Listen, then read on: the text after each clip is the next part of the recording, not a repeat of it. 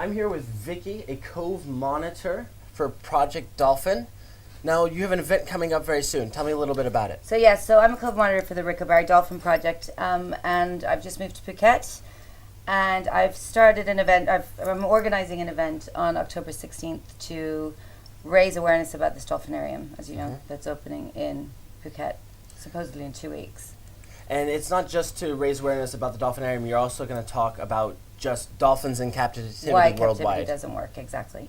Why are some of the reasons that it doesn't work? For I'm against it for all animals, but for dolphins in particular, so they work on sonar and echolocation. They're in this tank, and imagine being in a room that's a wall of mirrors, and you're just constantly seeing your reflection thrown back at you all the time. So they're tortured. There's no way out. The capture is absolutely brutal.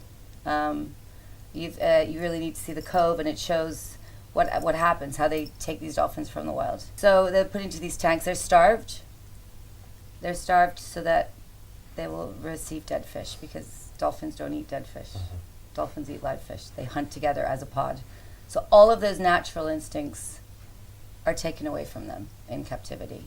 So outside of being a marine conservation, as a concerned mother, how does it affect your feeling about the island? Yeah, it was my son got me involved. We watched the Cove, and then he had a birthday party at Ocean Park, which is like a SeaWorld in Hong Kong.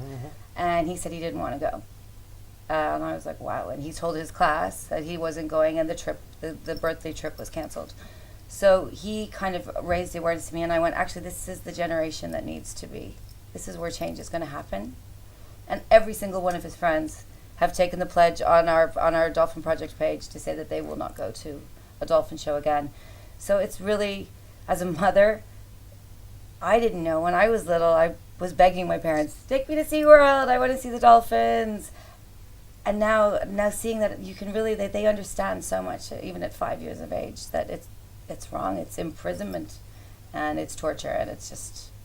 And now you're actually entering some of the local schools in Phuket to try to get them to sign this pledge? Tell me a little bit about that. Yes, I've been doing talks with Phuket International Academy and Gecko School. I'm meeting with Head Start next week. I'm doing a passion project with Gecko School as well. And just talking to them, showing them little clips from the Cove that are appropriate. And just talking. I don't believe in sheltering these children from this information. They need to know. And once they know, they can tell their parents, I don't want to go there, Mom and Dad. So I think they've got the power. The children have the power, really, at the end of the day. Now, a lot of speculation is that the children aren't actually going to be the key market. The Gazette ran a poll, had over 7,000 people participate. Over 4,000 of them were tourists. And the overall results came back with 96% of the people do not want a Phuket dolphinarium. Now, these are English speakers, either expats, Thais, or are tourists. But a lot of speculation is that the market is going to be to the Chinese and the Russian markets. And what is being done to target and educate those markets? I think it's going to be very, very tricky, actually, to be honest. This is the big wall that we're up against, There's a lot of Russians in Phuket, and I've spoken to a lot of parents who are very, very much against the dolphinarium. So I'm hoping that through infiltrating the schools and hopefully the hotels, that we can maybe pull back on the advertising of it, that it won't be an option. And now there are other options even in Phuket to see dolphins. That we have wild pods not so far off. I haven't seen them yet, but we're going to go out, so I can't wait. Yeah, that's what I mean. And so we were saying earlier, you're not actually allowed to capture wild dolphins from the wild here.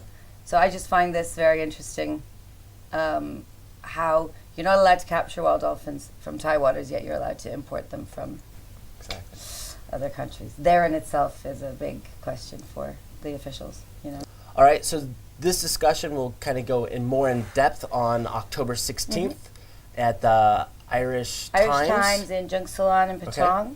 They've been very kind to offer me the venue, and 15% of the proceeds that night are going to go to the Dolphin Project. Wonderful. What time does it start? It starts at 7. Excellent. And what's the format? Who's going to be there? I'm going to be there. I'm going to get, I'm still getting my speakers together. Rick is hopefully going to Skype in.